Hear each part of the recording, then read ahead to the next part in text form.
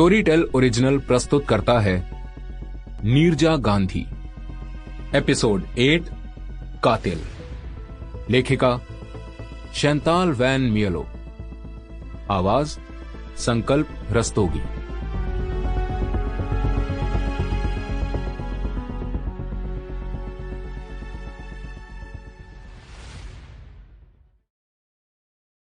आज नीरजा को हल्द्वानी से नैनीताल का 1 घंटे का सफर कभी खत्म न होने वाले सफर जैसा महसूस हो रहा था।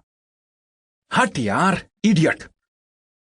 उसने अपनी कार को दूसरी गाड़ियों से बचाते हुए आगे बढ़ाया और वो अंदर ही अंदर काफी परेशान महसूस कर रही थी। ये बात इतने आगे कैसे बढ़ गई थी? नीरजा उस खूनी का शिकार बन चुकी थी। वो लगातार उससे 1 कदम आगे बढ़ रहा था ताकि नीरजा का ध्यान अपनी ओर खींच सके। सबसे पहले वो चिट्ठियां थी जो नीरजा के घर और उसकी कार पर छोड़ी गई। फिर अनजान नंबर से नीरजा के फोन पर उस मैसेज का आना।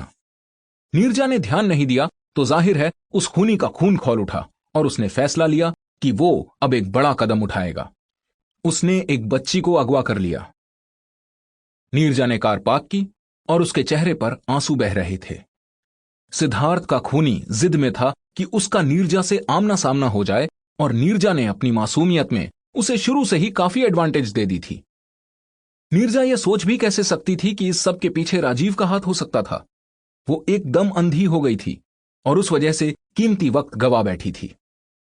सबसे पहली लीड थी वो फोन नंबर जिससे वो व्हाट्सएप मैसेज और तस्वीर आई थी। नीरजा ने एकदम से राजेश को फोन करके वो नंबर दे दिया था। राजेश ने उसे चेक किया था लेकिन उससे अभी तक कोई जानकारी नहीं मिली थी। ऐसा नहीं हो सकता था। जिस कमीने ने सिद्धार्थ का खून किया था वो अब नीरजा के साथ पर्सनल लेवल पर एक खेल खेल रहा था। अब एक बच्ची उस खूनी के कब्जे में थी। उसने नीरजा को अपना शिकार क्यों चुना था? वो नीरजा के बारे में क्या जानता था?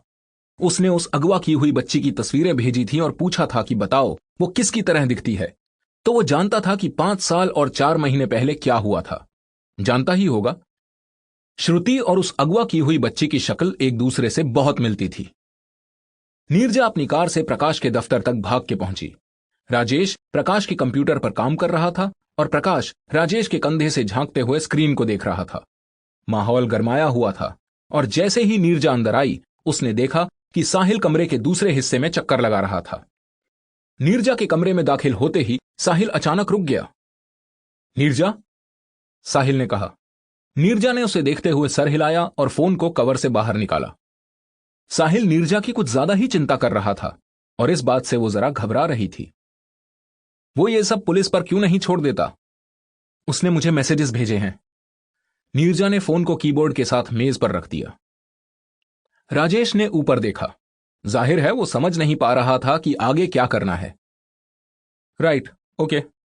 राजेश अपने अगले कदम के बारे में सोच रहा था और उसने नीरजा को लाचार नजरों से देखा। देखो, तुम उस फोन पर काम करो राजेश, हम जरा इस पर काम करते हैं, प्रकाश ने कहा।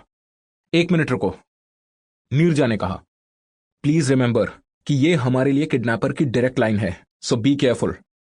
जैसे ही कोई नया मैसेज आएगा तुम एकदम से वापस आना, ओके? राजेश ने हां में सर हिलाया और जल्दी से फोन लेके वहां से चला गया। वो फीका और बहुत थका हारा सा लग रहा था। तो अब क्या? नीरजा ने कुर्सी पर बैठते हुए पूछा, जो अभी भी राजेश की वजह से हल्की गर्म थी। मेरे हिसाब से तो इन्वेस्टिगेशन फिर से टोटली वाइड ओपन है। यह मजाक का टाइम नहीं है। साहिल की आवाज खुरदरी और कपकपी से भरी थी। नीरजा ने इस बार उसे जरा और गौर से देखा। साहिल का चेहरा सफेद था और माथे और ऊपरी होंठ पर पसीने की बूंदें चमक रही थी। जाहिर था कि वो सच में मजाक करना नहीं चाह रहा था। क्या सोच रही हो? प्रकाश ने कहा। हम किसे ढूंढ रहे हैं नीरजा? एक कैनिबल को।